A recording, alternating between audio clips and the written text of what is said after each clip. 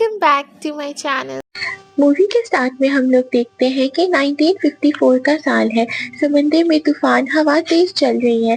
एक फेरी शिप समंदर के बीच से गुजरती हुई एक अजीब सी जगह की तरफ जा रही है और उस फेरी पर है यूएस मार्शल टेडी और उसका नया पार्टनर चक। दोनों जा रहे हैं एक डेंजरस आइलैंड पर जिसका नाम है शटर आइलैंड। ये आइलैंड है एक मेंटल असाइलम। इस असाइलम में बहुत ही खतरनाक क्रिमिनल्स को रखा जाता है, लेकिन ये असाइलम कम और एक मिलिट्री जेल ज्यादा है। जब फेरी आइलैंड के पास रुकती है तो गार्ड्स वहाँ खड़े होते हैं राइफल्स के साथ। आइलैंड की हवा भी बहुत अजीब सी होती है। एक अजीब सा डर और अजीब सी टेंशन महसूस हो रही होती है। अंदर डॉक्टर्स और वार्डन्स मार्शल्स का स्वागत करते हैं। यहाँ एक पेशेंट गायब हो गई है, रेचल, जिसके केस की इन्वेस्टिगेशन के लिए टेडी और जैक यहाँ आए हैं। रेचल वो औरत है जिसने अपने 3 बच्चों को डुबा कर मार दिया था। लेकिन सबसे बड़ी बात, रेचल गायब कैसे हो गई? उसका सेल लॉक था और वहाँ उसके भागने की कोई नामो निशान भी नहीं है। टेडी और जैक सेल देखते हैं। विंडो पर आयरन की बार्स हैं, डोर लॉक भी सिर्फ बाहर से होता है, तो रेचल वहाँ से कैसे भाग गई? टेडी को एक पेपर मिलता है जिस पे लिखा हुआ होता है the law of 4 who is 67। ये क्लू टेडी के लिए और भी बहुत ज्यादा कंफ्यूजिंग है। धीरे धीरे इन्वेस्टिगेशन आगे बढ़ती है। टेडी नोटिस करता है कि यहाँ के डॉक्टर्स और स्टाफ खुले तौर पर सब कुछ नहीं बताता। कुछ तो है जो उनसे छुपाया जा रहा है, जैसे कोई बहुत बड़ा राज।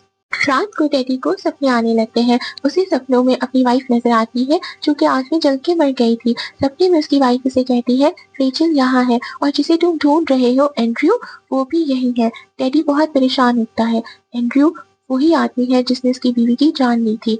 तभी बाहर आइलैंड पे तूफान बहुत तेज हो जाता है। बिजली चली जाती है। असाइलम अंधेरे में डूब जाता है। पेशेंट्स भाग जाते हैं और हर जगह अफरा तफरी मची है। गार्ड्स उनको पकड़ने की कोशिश करते हैं। इसी सब के दौरान टेडी और चक को मौका मिलता है और वो असाइलम के ज्यादा अंदर घुस जाते हैं। ये दोनों वार्ड सी तक पहुंचते हैं, सबसे डेंजरस वार्ड। यहाँ सेल्स में पागल पेशेंट्स चीख रहे होते हैं। अंधेरे में टेडी की मुलाकात होती है एक पेशेंट जॉर्ज से। वो कहता है वो तुम्हें पागल बना रहे हैं मार्शल, तुम उनकी इन्वेस्टिगेशन नहीं कर रहे, वो तुम्हारी इन्वेस्टिगेशन कर रहे हैं। ये सब सुनकर टेडी और भी ज्यादा कंफ्यूज हो जाता है। उसे कुछ समझ नहीं आ रहा होता, वो डर रहा होता है।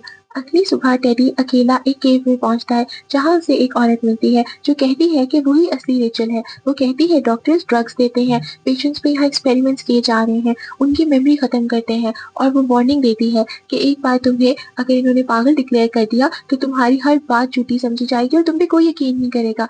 टेडी का शक और गहरा हो जाता है। फिर तभी टेडी को लगता है कि चक कहीं गायब हो गया है। उसे कुछ समझ नहीं आ रहा होता कि क्या चक वाकई में था या ये सब उसके दिमाग की इमेजिनेशन थी, ये सब उसका वहम था। वो पागलों की तरह उसे ढूंढता है और फाइनली उसका फोकस जाता है आइलैंड के लाइट हाउस पे। यही वो जगह है जहाँ सारे राज हो सकते हैं। वो ये सोचता है आइलैंड की तरफ जाने की कोशिश करता है। बारिश में तूफान में भीगता हुआ टेडी लाइट हाउस तक जाता है। दरवाजा तोड़कर जब वो अंदर एंटर होता है तो यहाँ एक बड़ा ट्रुथ, एक बड़ी सच्चाई उसका इंतजार कर रही होती है। अंदर डॉक्टर बैठा होता है। वो आराम से टेडी को कहता है कि टेडी तुम यहाँ आ गए हो, आओ मेरी बात सुनो। और फिर टेडी को सारी सच्चाई पता चलती है। असल में टेडी मार्शल एग्जिस्ट ही नहीं करता। टेडी का असली नाम है एंड्रयूस, पेशेंट नंबर 67।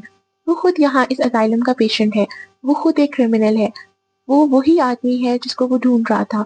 उसके दिमाग में सब कुछ उल्ट पुल्ट हो गया था। फ्लैशबैक्स दिखाए जाते हैं।